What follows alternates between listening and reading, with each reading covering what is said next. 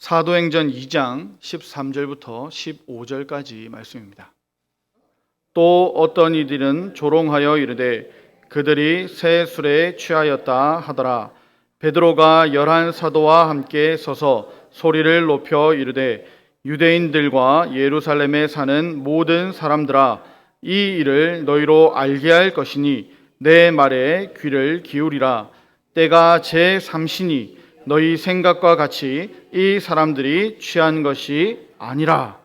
아멘. 돌아오는 주일이 성령 강림절이라서 성령에 관해 묵상하다가 나누고 싶은 것이 있어서 이렇게 준비하게 되었습니다. 성경에는 성령으로 충만한 사람들의 모습이 많이 등장합니다. 오늘 읽은 본문인 2장에서는 오순절 성령 강림으로 모여 있다가 모두 성령 충만을 받아서 방언하기 시작했습니다. 그들은 모여서 기도하고 있었고 성령으로 충만하여 하나님의 큰 일을 외쳤던 것이죠. 사도행전 4장 8절에서는 베드로는 성령으로 충만하여 관리들과 장로들과 서기관들의 경고 앞에서 너희의 말을 듣는 것과 하나님의 말씀을 듣는 것을 비교하라 라고 담대하고도 지혜롭게 답한 적도 있습니다. 사도행전 7장 55절에서는 스데반은 성령 충만하여 하나님의 영광과 예수님께서 하나님 우편에 서신 것을 보았다고 기록합니다. 그리고 순교하면서 자신을 돌로 치는 사람들에게 죄를 돌리지 말아달라고 마지막 기도도 했습니다. 사도행전 11장 19절을 보시면 스데반의 일로 예루살렘을 떠난 사람들이 도망을 갑니다. 그러나 그냥 도망간 것이 아니라 도망간 곳에서 복음을 전합니다. 예루살렘 교회는 그들이 전한 복음으로 수많은 사람들이 믿고 죽게 돌아왔다는 소문이 들렸습니다. 그래서 바나바를 안디옥까지 보내기로 했죠. 이 바나바를 같은 장 24절에서는 착한 사람이요 성령과 믿음이 충만한 사람이었더라 하고 소개하고 있습니다. 성경 안에서만 아니라 교회 역사에도 성령 충만한 사람들이 많이 등장합니다. 역사적으로 교부들과 순교자들을 포함하여 많은 신앙의 선배들이 있었습니다. 저는 교회 역사를 배울 때 종교개혁자들은 아주 초인적인 사람들인 줄 알았습니다. 굉장히 똑똑하고 담대하고 그런 사람들인 줄로 알았습니다. 그러나 그들은 초인이 아니고 성령으로 충만한 사람들이었습니다. 지도에 이름도 없던 나라, 이 조선 땅으로 와서 선교한 선교사님들도 성령으로 충만한 사람들이셨습니다. 50년 전 우리 샘물교회를 세운 초대 교인들도 성령으로 충만하여 기도하며 교회를 세웠을 겁니다. 또 지금도 성령으로 충만한 사람들을 볼 수 있습니다. 사람은 영적인 존재이기 때문에 그냥 느낌으로 압니다. 일반 사람과 뭔가 다르죠. 구체적으로 이런 사람이 성령 충만한 사람이다 라고 소개할 수는 없어도 그냥 안다는 겁니다. 마치 술에 취한 사람을 보면 그 사람이 앉아서 술 마시는 것을 보지 못하였어도 술을 마셨다는 것을 아는 것과 비슷합니다. 술에 취한 모습이 어떻기에 그냥 느낌으로 알 수 있습니까? 일단 바른 자세로 앉지를 못하죠. 앉아 있어도 뭔가 이상하고 걸어도 뭔가 이상합니다. 옷도 단정한 모습이 아니죠. 냄새도 납니다. 그렇기에 느낌으로 금방 안다는 것이죠. 재미있는 사실은 성령으로 충만한 사람들과 술에 취한 사람들이 비슷한 점이 있다는 겁니다. 먼저 술을 마시면 술에 취하죠. 술을 많이 마시면 어떻게 됩니까? 많이 취합니다. 술을 많이 마시면 많이 취하는 것과 같이 성령을 많이 받으면 성령으로 충만해집니다. 이게 중요하다는 겁니다. 술 한 잔 마신 사람과 많이 마신 사람이 다르듯이 성령 받은 사람 그리고 성령 충만한 사람은 다르다는 겁니다. 또 술에 취하거나 성령으로 충만해지면 용감해집니다. 일반적으로 자기 담력보다 더 큰 용기를 가지게 됩니다. 그래서 술에 취한 사람은 겁이 없어집니다. 잘난 체하고 누구와 싸워도 이길 것 같은 그런 느낌이 든다는 것이죠. 실제로 술에 취해서 싸우는 사람이 많죠. 쓸데없이 용감해졌기 때문입니다. 성령 충만한 사람도 겁이 없어집니다. 우리는 이것을 담대해졌다라고 표현합니다. 평소에 못하던 것도 할 수 있게 되는 힘이 생깁니다. 지혜도 생깁니다. 그래서 술에 취하거나 성령으로 충만해지면 말이 많아지죠. 하고 싶은 말이 많아지는 겁니다.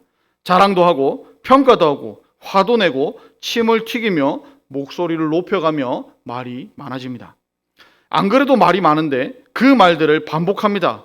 또 보는 사람마다 붙잡고 자기 이야기를 들어달라 합니다. 이런 것들을 종합해 보면 원래 평소의 자기 성격에서 완전히 다른 사람이 돼버리기도 합니다. 원래 자기 성격과 달라져서 술에 취하면 다른 사람이 된 것처럼 행동하는 사람들도 있죠. 물론 성령 충만해져도 다른 사람이 된 것처럼 보일 때가 있습니다. 그래서 결과적으로 이들이 움직이면 일들이 발생합니다. 많이 취할수록 큰 일이 발생하듯이 마찬가지로 성령으로 충만할수록 더 큰 일이 발생합니다. 술에 취한 사람이 행동하면 사고가 발생하죠. 그리고 성령으로 충만한 사람들은 역사가 일어납니다. 그래서 오늘 본문과 같은 사건도 발생했습니다. 13절에 성령으로 충만해져서 담대해지고 말도 많아졌습니다. 각 사람이 난곳 방언으로 듣게 되었는데 다른 언어로 말하는 사람은 진짜 이상하게 보였을 겁니다. 그래서 방언을 하는 제자들을 향해서 어떤 사람들은 조롱했습니다. 뭐라고 조롱했습니까? 그들이 새 술에 취했다고 조롱했습니다. 조롱이란 말 자체 그대로 놀렸다는 겁니다. 그것도 새 술이라고 이야기하죠. 술을 먹고 취했는데 그것이 새 술이다라고 이야기합니다. 새 술이 무엇입니까? 완전히 발효되지 않아서 아직 당분이 많이 남아있는 술을 이야기합니다. 사실 이런 새 술로는 잘 취하지 않는다고 합니다. 취하려면 새 술이 아니라 오래된 독한 술을 마셔야 합니다. 새 술로 취하려면 많이 마셔야 할 겁니다. 그러니까 이 자체가 이상한 것이라고 놀리는 것이죠. 조롱이란 단어를 적절하게 사용했듯이 하나님의 큰 일을 선포하는 제자들을 향해서 사람들은 놀리고 있었던 겁니다. 무슨 말인지 모르는 언어로 땀을 흘리며 침을 튀기며 열심히 선포하는 모습이 이상하게 보였을 겁니다. 웃기게 보였을 수도 있습니다. 더 심하게는 이 사람들이 미쳤다라고 생각했을 수도 있을 겁니다. 분명히 일반적인 상태가 아니었기에 이상하게 보였고 이것을 술에 취했다라고 평가했던 겁니다. 구약에도 이와 비슷한 일이 일어났었죠. 사무엘상 1장에 등장하는 엘리와 한나의 대화입니다. 한나는 임신하지 못하였고 그의 적수인 브닌나가 그를 심히 격분하게 하여 괴롭게 했습니다. 남편 엘가나가 위로했지만 한나는 마음이 괴로워서 하나님께 기도했습니다. 12절에 한나가 여호와 앞에 오래 기도했다고 기록합니다. 그런데 그 모습을 본 엘리가 뭐라고 했습니까? 14절에 이렇게 이야기합니다. 내가 언제까지 취하여 있겠느냐? 포도주를 끊으라. 입술은 움직이지만 소리를 내지 않고 마음으로 기도하는 모습이 이상하게 보였던 겁니다. 마음이 괴로워서 하는 기도였기에 표정도 좋지 않았을 겁니다. 오래 기도했으니 눈물 범벅이 아니었을까요? 엘리는 이런 일반적인 상태가 아니었기에 술에 취했다고 생각하고 술을 끊으라고 권면했다는 것이죠. 성령으로 충만한 것을 체험한 일이 없기에 그나마 비슷하고 흔히 볼 수 있었던 술에 취한 상태로 오해하는 겁니다. 그러나 자세히 보면 술에 취한 사람들과 성령으로 충만한 사람들은 다른 점이 있습니다. 주정뱅이와 성령으로 충만한 사람은 비슷할지는 모르겠지만 똑같지는 않다는 겁니다. 분명히 차이점이 있습니다. 먼저 장소가 다르죠. 술은 주로 술집에서 취하고 성령 충만은 믿는 자들의 모임에서 충만함을 받습니다. 혼자서 취하거나 충만해지는 사람도 있습니다. 장소와 관계없는 사람들도 있습니다. 그러나 변하지 않는 차이는 술은 술이 있는 곳에서, 성령 충만은 하나님의 이름이 있는 곳에서 충만해진다는 겁니다. 또 비용이 다릅니다. 술은 마시면 마실수록 돈이 많이 듭니다. 그러나 성령 충만에는 돈이 들지 않습니다. 물론 성령으로 충만해져서 헌금을 많이 하면 돈이 많이 나가는 게 아닌가 하고 생각할 수도 있을 겁니다. 그렇다고 보더라도 술에 취한 사람은 술이 깬 후에 술에 돈을 쓴 것을 후회하게 되겠지만 성령으로 충만하여 헌금한 뒤에는 기쁨과 행복이 남을 겁니다. 또 사람이 달라집니다. 술이나 성령으로 사람이 완전히 변하는 것은 앞에서 비슷하다 말씀드렸습니다. 그러나 술은 술에 취한 사람을 인간 이하로 만들고 성령 충만은 사람을 고귀한 사람으로 만듭니다. 그래서 술 먹으면 개가 된다는 말이 있고 성령 충만한 사람에게는 천사와 같다라고 표현하는 겁니다. 또 생명이 달라집니다. 술을 마시는 사람은 생명이 단축되지만 성령 충만한 사람은 영생으로 갑니다. 술로 병이 생기는 사람이 많죠. 병에 걸리지 않더라도 술에 취해 길에서 죽는 사람도 많이 보았습니다. 군대에서 제 바로 위에 선임이 하나 있었는데 설날에 고향 안 가고 시내에서 놀다가 음주운전으로 사망했습니다. 옛날 살던 동네에 다리가 하나 있었는데 술 마시고 그 다리 위에서 토를 하다가 물에 빠져 죽었다는 이야기도 들었습니다. 술이 술을 먹고 나중에는 술이 사람을 먹는다는 이야기가 틀린 말이 아니라는 겁니다. 그와 반대로 성령 충만한 사람은 어떻습니까? 영생을 선물로 받습니다. 주변 사람들이 달라집니다. 술 마신 사람은 냄새가 나서 다른 사람들이 가까이 하기를 싫어하죠. 귀찮게 하니까 말 걸지 말고 다른 곳으로 가거나 그냥 술 취한 채로 잤으면 좋겠다라고 생각도 합니다. 그러나 성령 충만한 사람은 어디서나 환영받습니다. 상냥함에 함께하면 기분이 좋아지죠. 그의 지혜를 배우고 싶어 합니다. 인격적으로 대해주니 계속 대화하고 싶어집니다. 그리고 성령 충만한 사람은 그리스도의 향기가 납니다. 하는 말도 다르죠. 했던 말을 반복하는 것은 비슷한 점이라고 이야기했지만 술에 취한 사람은 쓸데없는 말만 반복합니다. 자기 얘기만 하기에 듣기가 짜증납니다. 그러나 성령 충만한 사람은 무슨 말을 반복합니까? 하나님의 큰 일, 하나님께서 우리에게 해주신 일, 하나님이 우리를 얼마나 사랑하시는지를 계속해서 반복하며 선포합니다. 내 자랑이 아니라 하나님을 자랑하는 것이죠. 하나님이 우리를 위해 하신 일들을 기쁘게 이야기하는 겁니다. 이렇게 술의 취함과 성령 충만은 비슷하면서도 완전히 다르다는 겁니다. 바울도 에베소서 5장 18절에서 술의 취함과 성령 충만을 비교하여 말하고 있습니다. 제가 한번 읽어보겠습니다. 술 취하지 말라. 이는 방탕한 것이니 오직 성령으로 충만함을 받으라. 아멘. 성령 충만은 입에 거품이나 물고 쓰러지거나 전기가 오른 것처럼 몸을 떠는 것을 말하는 것을 이야기하는 게 아닙니다. 성령님께서 우리 안에 들어오신 상태, 우리의 삶을 인도하시는 상태를 이야기하는 겁니다. 그리고 이런 상태에서 하나님의 뜻에 순종을 선택하는 우리의 모습이 성령 충만한 모습이라는 겁니다. 바울은 술에 취하지 말고 성령의 충만함으로 살아야 된다고 권면했습니다. 여기에 술 취하지 말라는 말은 단순히 술을 많이 마셔서 감당할 수 없는 상태를 말하는 게 아닙니다.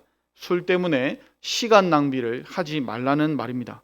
그러니 취할 정도만 아니면 술을 마셔도 된다. 조금은 마실 수 있다. 이런 말은 할 수가 없다는 것이죠. 성경 많은 곳에서는 술 취함과 방탕함을 같이 사용하고 있습니다. 먼저 누가복음에서는 종말의 때를 말씀하시며 경고하신 예수님께서 누가복음 21장 34절에 이렇게 말씀하셨습니다. 너희는 스스로 조심하라. 그렇지 않으면 방탕함과 술 취함과 생활의 염려로 마음이 둔하여지고 뜻밖의 그날이 덕과 같이 너희에게 임하리라. 로마서 13장 13절에서 바울은 하나님의 일꾼으로 빛의 갑옷을 입자고 하며 다음과 같이 말했습니다. 낮에와 같이 단정히 행하고 방탕하거나 술 취하지 말며 음란하거나 호색하지 말며 다투거나 시기하지 말고. 또 바울은 갈라디아서 5장 19절에서 21절에서도 술 취함과 방탕함을 연결해서 이야기합니다. 육체의 일은 분명하니 곧 음행과 더러운 것과 호색과 우상 숭배와 주술과 원수 맺는 것과 분쟁과 시기와 분냄과 당짓는 것과 분열함과 이단과 투기와 술 취함과 방탕함과 또 그와 같은 것들이라. 전에 너희에게 경계한 것 같이 경계하노니 이런 일들을 하는 자들은 하나님의 나라를 유업으로 받지 못할 것이요. 베드로도 베드로전서 4장 3절에서 술 취함과 방탕을 같은 선상에 놓고 이야기했습니다. 너희가 음란과 정욕과 술 취함과 방탕과 향락과 무법한 우상 숭배를 하여 이방인의 뜻을 따라 행한 것은 지나간 때로 조카도다. 지금 읽은 성경 구절들은 모두 술 취함과 방탕이라는 말이 붙어 있습니다. 앞에 제일 처음 읽었던 에베소서 5장 18절에도 술 취하지 말라 이는 방탕한 것이니 라고 했었죠. 그럼 도대체 방탕하다는 말이 무슨 뜻일까요? 이 단어를 가장 잘 설명한 곳은 누가복음 15장 13절에 나옵니다. 돌아온 탕자 비유에 나오는 둘째 아들 바로 탕자를 설명하는 데 쓰였습니다. 15장 13절을 읽어보겠습니다. 그 후에 며칠이 안 되어 둘째 아들이 재물을 다 모아가지고 먼 나라에 가 거기서 허랑방탕하여 그 재산을 낭비하더니. 방탕하다는 말은 문란하고 지저분한 삶을 가리키는 말이기도 하지만 적어도 여기서는 아니라는 겁니다. 방탕으로 번역된 이 단어의 더 정확한 뜻은 낭비하다라는 뜻이라는 겁니다. 방금 앞에 읽었던 모든 구절이 다 같은 단어로 쓰여 있습니다. 예수님도 베드로도 바울도 모두 술 취함과 방탕, 즉 낭비하다는 말과 같이 사용했다는 겁니다. 종합해 보면 술 취함이라는 것은 단순히 술을 많이 마시지 말라 정도의 말이 아니라는 것이죠. 시간을 또 삶을 낭비하는 것의 대표적인 표현으로 술 취함을 이야기하고 있었다는 겁니다. 술에 취함은 시간과 돈과 에너지를 낭비하게 만들죠. 그리고 이 술에 취함은 규모 있고 단정한 삶을 무질서하고 혼돈된 상태로 만들어버립니다.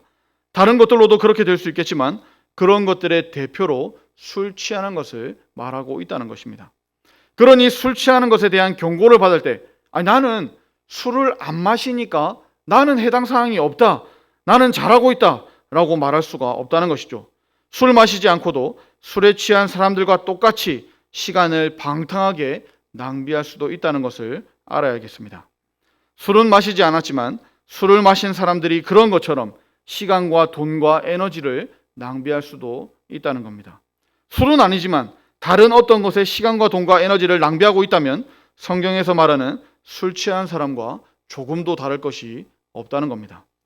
어떤 사람은 돈에, 어떤 사람은 권력에, 어떤 사람은 인기에 취해서 삽니다. 건강에 취해서 사는 사람, 취미에 빠져서 사는 사람, 음란에 취하여 사는 사람도 있을 겁니다. 이런 것들이 다 술 취함이라고 표현된 방탕함에 표현되어 있다는 겁니다. 본문이 말하는 술 취함이란 단순히 술 취하는 정도가 아니고 자기가 좋아하는 것에 취하여 사는 모든 것을 대표하기 때문입니다. 그런 것들에 취하여 살지 말고 성령에 취하여, 즉 성령으로 충만하여 살라는 겁니다. 그래서 술에 대한 경고로 끝나는 것이 아니라 뒤에서 뭐라고 했습니까? 오직 성령으로 충만함을 받으라 권면했던 겁니다. 시간을 낭비하지 말라는 소극적인 또는 부정적인 권면을 했다면 이제는 적극적이며 긍정적인 권면으로 성령으로 충만함을 받으라고 권면하는 겁니다. 빌리 그레엄 목사님은 이 본문을 해석하면서 교회에 가는 곳마다, 가는 곳의 장로님들마다 이렇게 물어봤다고 합니다. 교회 안에서 술을 끊지 못하는 사람들을 어떻게 교훈하고 어떻게 치료하고 계십니까? 장로님마다 교회마다 여러 가지 답변을 내놓았다고 하죠. 권면하기도 하고 또 혼내기도 하고 또 받은 직분을 빼앗기도 하고 여러 가지로 치리한다고 답을 했다고 합니다. 그런 답변들을 들을 때마다 빌리 그레엄 목사님은 또 이렇게 물었다고 합니다.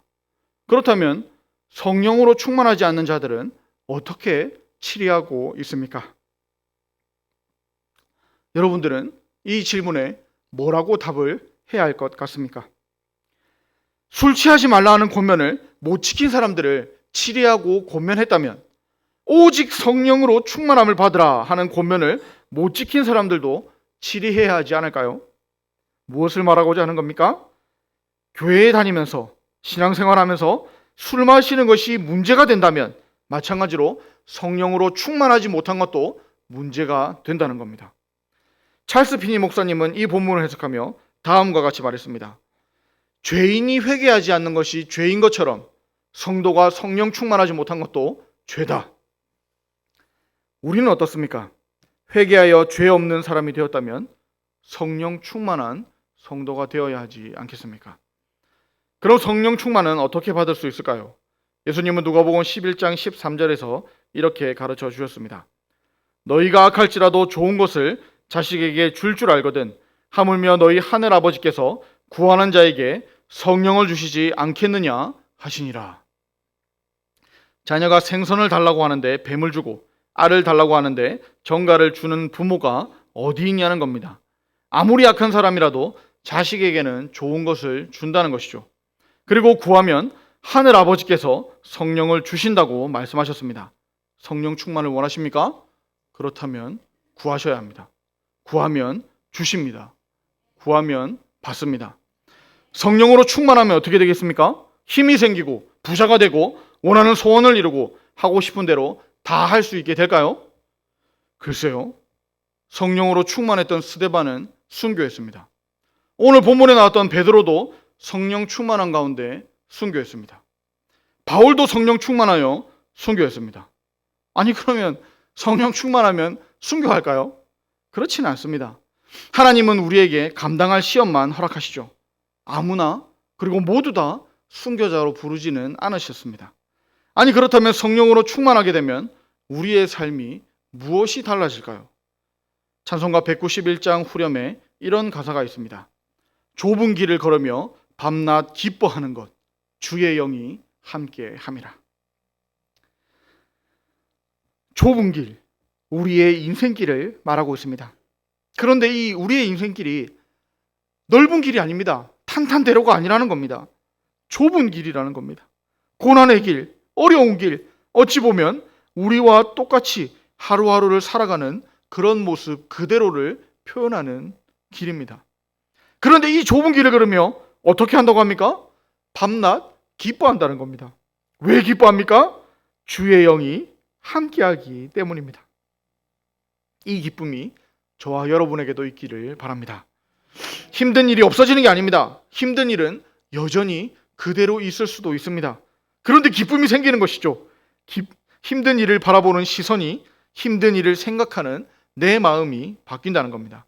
그 힘든 일 가운데 하나님의 뜻을 구하고 찾게 된다는 겁니다. 샘에서 샘물이 솟아나듯이 기쁨이 솟아나게 된다는 겁니다. 주의 영이 함께하기 때문입니다. 이 기쁨을 경험해 보지 못하면 그저 그런 사람들을 바라보며 술 취한 사람과 같다라고 평가할지도 모르겠습니다. 그러나 성령 충만은 술 취함과 완전히 다릅니다.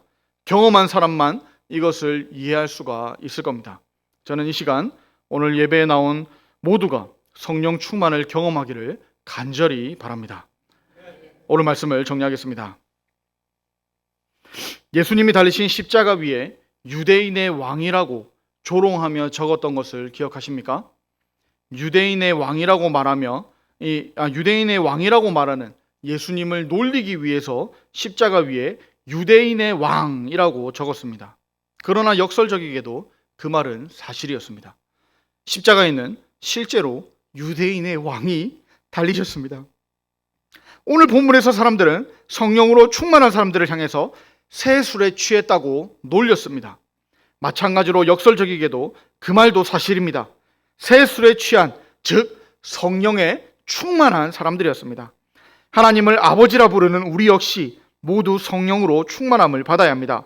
술 한 잔, 두 잔 정도 마셔서 멀쩡한 상태인지 취한 상태인지 모르는 그 정도가 아니라 완전히 술에 쩔어버린 상태처럼 성령님이라는 새 술에 취할 때 조금만 성령 받는 것이 아니라 성령에 충만한 상태가 되기를 바랍니다.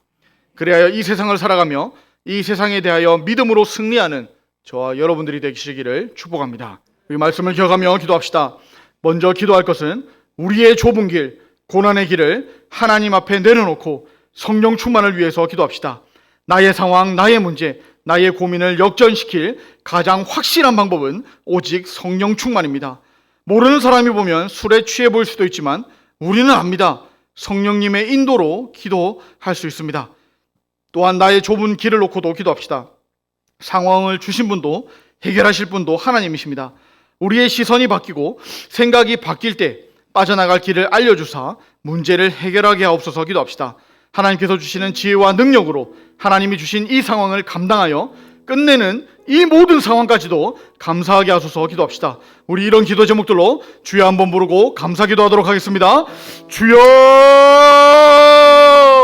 아버지 하나님 감사합니다. 아버지 하나님 감사합니다. 우리에게 영생을 주셨을 뿐만 아니라 성령의 충만을 주심도 감사합니다. 하나님, 이 성령의 충만함으로 우리의 상황들을 바라볼 수 있도록 도와주시옵소서. 나의 상태, 나의 건강, 나의 이 문제들까지도 바라볼 수 있게 해주시고 나의 가정과 나의 교회와 나의 직장과 사업터와 내 주변의 모든 사람들, 내 친척과 내 친구들과 내 모든 것들을 바라볼 수 있도록 도와주시옵소서. 그래서 하나님, 나의 이 성령 충만함으로 하나님의 이 문제들과 하나님께서 주신 이 상황들을 넉넉히 이겨나갈 수 있도록 그 믿음도 허락하여 주시옵소서. 아버지, 우리가 성령 충만함으로 이 모든 상황들을 넉넉히 이기길 원합니다. 아버지, 우리의 능력이야 우리의 지혜가 아니라 하나님께서 주시는 것들로 이것을 이기길 원하오니 아버지, 우리가 성령을 구합니다. 성령의 충만함을 구합니다. 아버지, 가장 좋은 것, 가장 좋은 성령의 충만함을 우리에게 허락하여 주시옵소서. 그래서 우리가 이 세상을 마음대로 살아가는 것이 아니라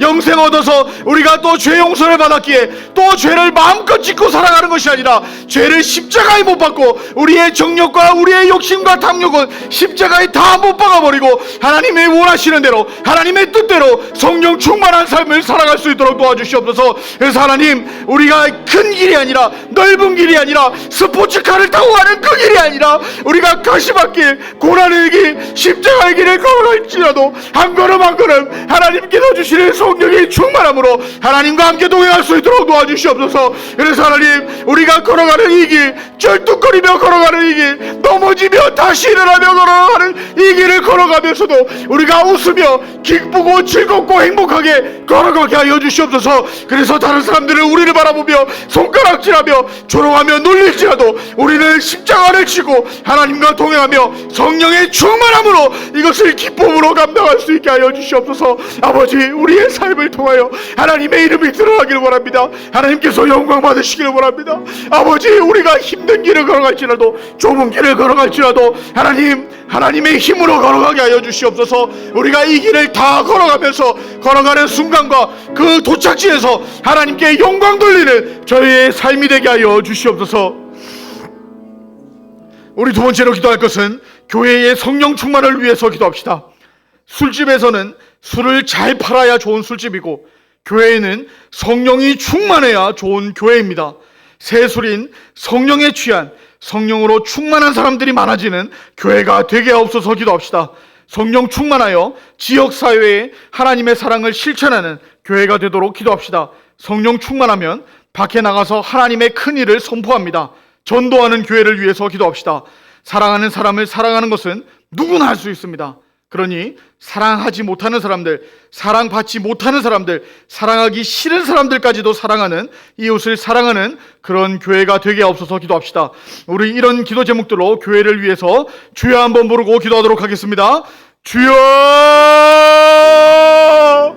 아버지 하나님, 아버지 하나님, 술집에서는 술을 잘 팔아야 됩니다. 매상이 좋아야 됩니다. 그래야 좋은 술집이고 다른 사람에게 또 넘겨줄 때에도 좋은 값을 받고 팔 수가 있을 겁니다. 아버지, 교회에는 그런 것처럼 교회에는 성령이 충만해야 좋은 교회인 줄로 믿습니다. 아버지, 교회에 성령 충만한 사람들이 많아질 수 있도록 아버지 성령을 부어주시옵소서. 아버지, 충만케 부어주시옵소서. 한 잔 두 잔에 정말 이 술을 먹은 것도 아니고 안 먹은 것도 아닌 그런 애매한 사람들만 많아지는 것이 아니라 성령이 충만한 사람들, 성령으로 가득 잠긴 사람들, 그런 사람들이 많아지는 교회가 되게 하여 주시옵소서. 그래서 아버지, 우리의 능력이 아니라 우리의 그런 감정이 아니라 하나님께서 주시는 능력과 하나님께서 주시는 담대함으로 하나님의 큰 일을 선포하는, 담대하게 선포하는 그런 교회가 되게 하여 주시옵소서. 지역사회에 이 사랑을 실천하며 사랑을 전파하는 교회 되게 하여 주시고 아버지, 좋은 사람들, 훌륭한 사람들, 돈 많은 사람들, 그런 사람들만 환영하는 것이 아니라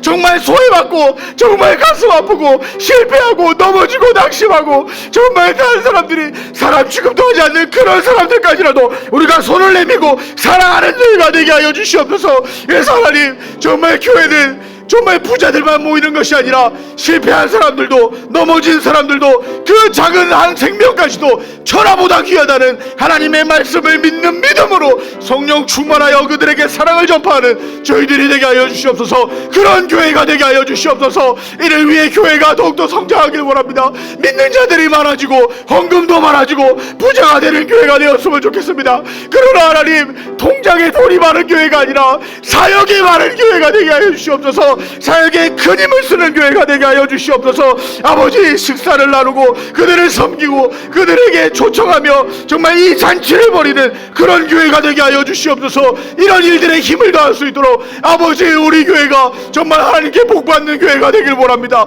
혼자 잘 사는 것이 아니라 이 교회를 위하여, 하나님의 이름을 위하여 살아가는 그런 교회가 다 되게 하여 주시옵소서. 우리 하나 더 기도하기를 원합니다. 믿음의 형제 자매들을 위해서 기도합시다. 환우들의 건강을 회복하소서 기도합시다. 믿음의 선배들, 교회 어른들이 강건하게 하여 주옵소서 기도합시다. 또한 기도의 동력자들을 위해서도 기도합시다. 담임 목사님을 비롯하여 이 시대의 목사들과 또 선교사들을 위해서도 기도합시다. 우리 교회 안의 식구들과 한국교회와 세계교회를 위해서 주여 한번 부르고 기도하도록 하겠습니다. 주여! 아버지 하나님 우리가 기도하길 원합니다. 우리가 한 믿음 가진 자들로서 같이 기도하길 원합니다. 아버지 이 교회가 많이 잠들어 있습니다. 한국교회가 잠들어 있습니다. 아버지 기도의 야성을 깨워주시고 성령으로 충만하여 내 감정이 아니라 내 생각이 아니라 내 스타일이 아니라 성령의 감동하심으로 성령의 이끄심으로 기도하는 저희가 되게 하여 주시옵소서. 우리의 소원을 아뢰는 것이 아니라 하나님의 뜻이 이 성령에 충만한 자들이 많아질 수 있도록 우리가 기도하게 하여 주시옵소서. 아버지 그래서 함께 동력하며 함께 기도하며 함께 하나님 앞에 뜻을 아뢰며 나아가는 교회가 되게 하여 주시옵소서. 그런 한국교회가 되게 하여 주시고 그런 세계교회가 될 수 있도록 선교사들을 붙잡아 주시옵소서. 아버지 우리가 기도할 때마다 하나님 들으신다는 것을 우리가 잘 알고 있습니다. 하나님 오늘도 우리가 이렇게 기도합니다.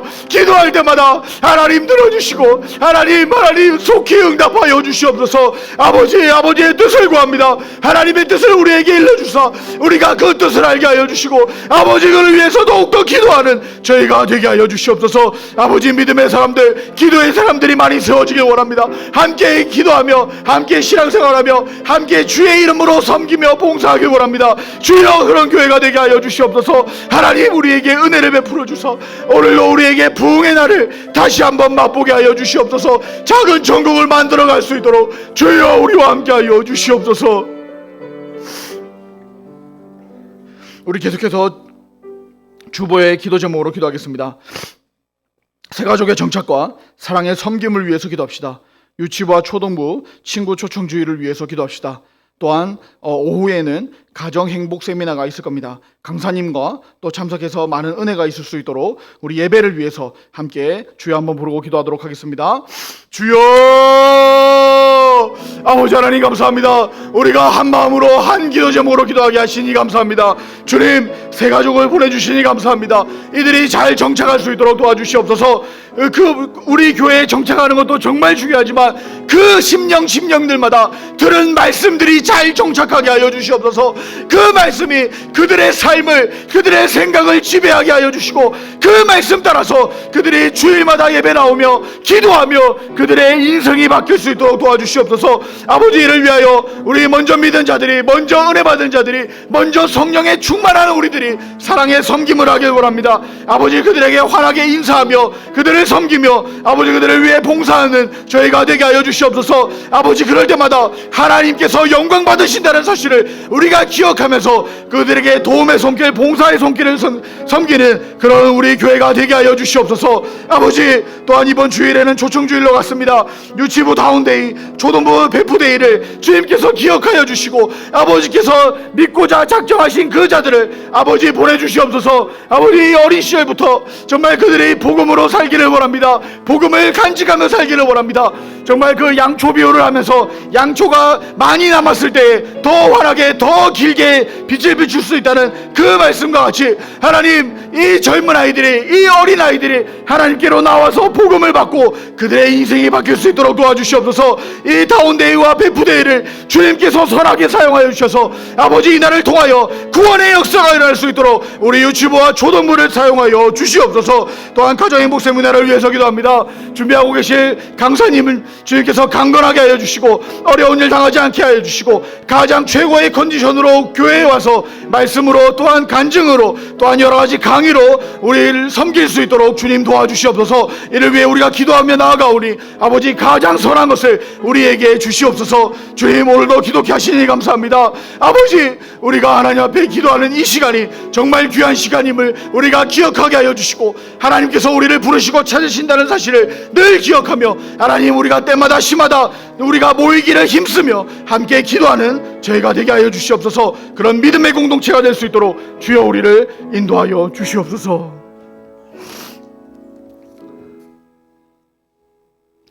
아버지 하나님 오늘 밤 성령 충만을 원하오니 충만하게 채워 주시옵소서.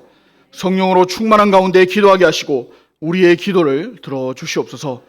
사방이 다 막혔을지라도 하늘로 고개를 들어 하나님을 볼 때 이 어려운 어려움을, 이 세상의 어려움을 잘 감당하게 도와주옵소서. 기도의 본이 되신 예수님의 이름으로 기도합니다. 아멘.